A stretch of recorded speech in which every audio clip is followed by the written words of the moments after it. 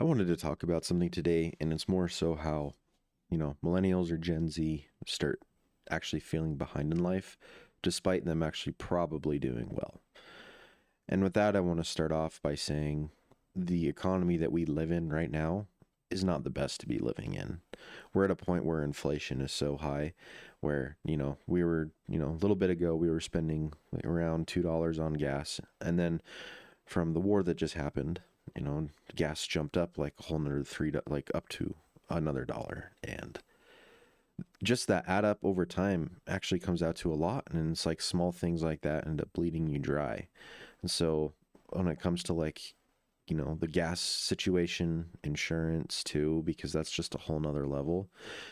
People out here are spending like over $2,000 a month on healthcare, for at least a family of three to five people. And then you ask yourself, like, why does it cost so much? Because you can go to, a hospital, and sometimes when you don't have insurance or you get itemized bills, you see like things come out less, or, when you're going through insurance, you say, oh, like it's this much. It's almost like hospitals are making it so that they can like inflate their prices because insurance is just going to pay it. And I think that's part of where the problem would be, is that, businesses and, places like that can just make up pricing. And it's the same thing about like schools too. Like education costs so much, but yet there's a hiring epidemic that goes out and people can't get jobs. Well, colleges have been able to make up their pricing whatever they wanted to because the loans are backed by government. And so that they can just go out and say, it's just going to keep costing this much more. And people are going to pay it because who doesn't go to college? So people are joining the workforce and they have mountains more debt for a job that they can barely even get. And being able to go into the real world, making like $15 to $20 an hour entry level. I mean, at this point, you can't really survive on that unless if you basically have no bills, no debt, and you're living at home with your parents. And for the most people in this world, that's not really a luxury that people have. Some kids get kicked out as soon as they're 18 and the parents are just like, whatever. So they don't really have that opportunity to sit aside and save. So that's just, one factor about how like life is hard right now.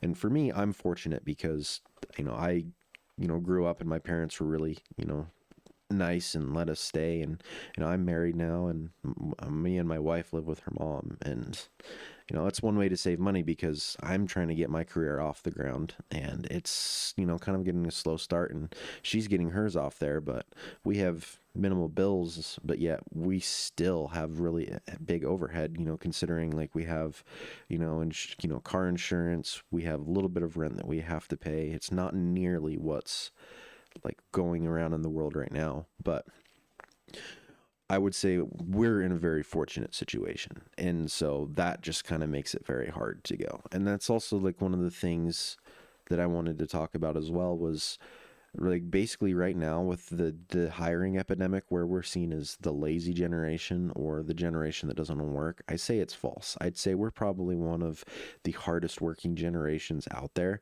When we want to work, we just don't want to be screwed over because, like it's not very fun getting into a job where you're getting paid like under livable wages. And I get that, specific jobs require specific skill sets, and that's why I mean, like, a lot of people are, building their resumes towards those skills to become, worthy of that pay. But at the same time, employers and other people around like it just kind of squander pay. And, a lot of the time people do have to stick around before you can really earn that stuff. So I think some people, aren't fit to be able to make businesses and to run businesses. So what comes from that is you obviously have to work for somebody else for the rest of your life. And then so you have to develop those skills and get better at it and become worth it more, because, the more skills you have, the more you're going to be able to be worth in your career.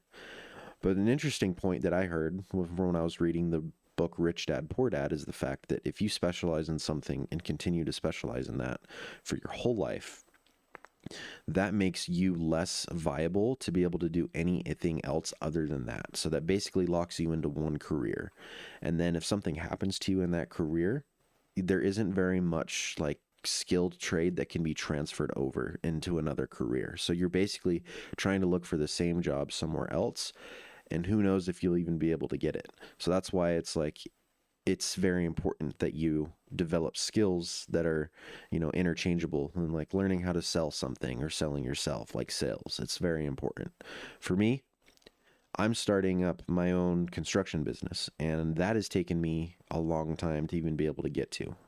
I started off working with my dad because he had a general contracting license in a company, and we did custom home builds. And he had me jump in as a field superintendent in training. And ever since then, I jumped in on immediately, like a few projects. I didn't really know much because all I ever did was just grunt labor with him growing up. And then from there, I started working up, and then I started understanding construction and being able to run crews, and being able to understand how processes are supposed to go, and seeing problems before they arise. And eventually now I'm able to do it on my own. And I've had other jobs from other companies where I've done project management or superintendent work. And so that I just decided to go ahead and give it a shot and do my own thing. So I'm just waiting for my license to clear, and I've already got some work that I'm pretty sure I can get lined up. And from there, that's another way of being able to make a living. But from one thing that I've learned is that the employers and the people that create the businesses are the ones that get the opportunities to make whatever they can make. As an employee, your pay earnings are always going to be capped at a certain amount. And that's why, being self-employed is kind of something that's a little bit more attractive to Gen Z now, is because they're trying things that aren't very traditional, is because your earnings is literally what you're capable of being able to get, not by someone determining what you're worth.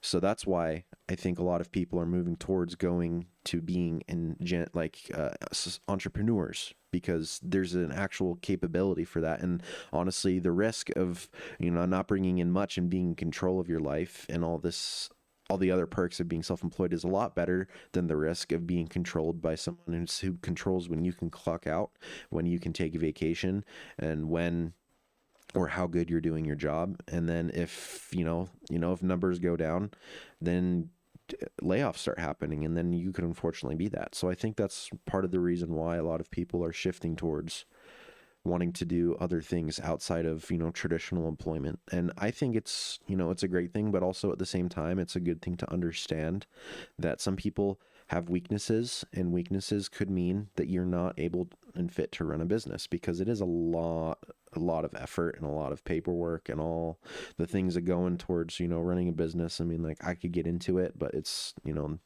there's a lot of other things that go along with it, and it's just going to take up too much time. But I think for the point of this video is just more so to like have people give people compassion, be able to tell them like, hey, I know life isn't going very well right now. And that's the case for a lot of people. I know, like, the first time home buyer is around like 38 years old. And that's really old, like, for first time home buyers. Like, before, it used to be in the 20s, like mid to late 20s, when people would buy houses. And matter of fact, before the the big sickness that happened in 2020, I had a couple of friends who were working since they were like 14, and they graduated high school. And the year after they graduated high school, they bought a house, and the house was like 150 grand. And they were, there were two guys, and they were working, they were brothers, and they were able to afford it. And now they have a couple other houses. But the reason why is because they were able to get into the market before it went crazy, and they were able to put in, a lot of hard work to be able to keep those payments up, and they remodeled it slowly. I helped them in very small specific spots, but that was the opportunity that they had, and they took it, and now they're doing a lot better off. But as soon as like you graduated into the workforce, or became an adult during the 2020 or afterwards, your cost basis for everything has gone up significantly. And so, like, the dream of buying a house for something that was relatively close to what your parents bought it for, I think, is gone at the moment. Although, from what I'm seeing in my current market, because I look at things a lot, I actually see a lot of downward pressure, because I think the markets are coming to a point where they're saying, like, nobody can afford a 1,500 square foot house for over $500,000. Like, back in the day, that house wasn't even near worth that. That was worth like half that. And the thing is, though, is like housing prices have not been able to stay level with incomes. So there's a huge disconnect between what people can actually get, what actually people can buy. And so at this point in life right now, I think it's hard to even get anywhere. And if people are struggling to get by, just understand that there's a lot of people that are in your same situation, and that things I hope will get easier for all of us in the future. And as of right now, the best thing, that we can all do is just try to live, within our means, and to set aside money into, investing and setting cash aside for anything that could potentially happen in the future. And, just also looking out for our well-being, because, this getting in the rat race of wanting to, climb the corporate ladder and, just getting bills and making payments on them, like for the rest of your life is, that is how you look back in 30 years and say, where did it all go? And that's what I don't want for my life, is I want to be able to go out and enjoy things a lot more. So from this point, I just want to say that we're all going to be in a better state eventually. And I think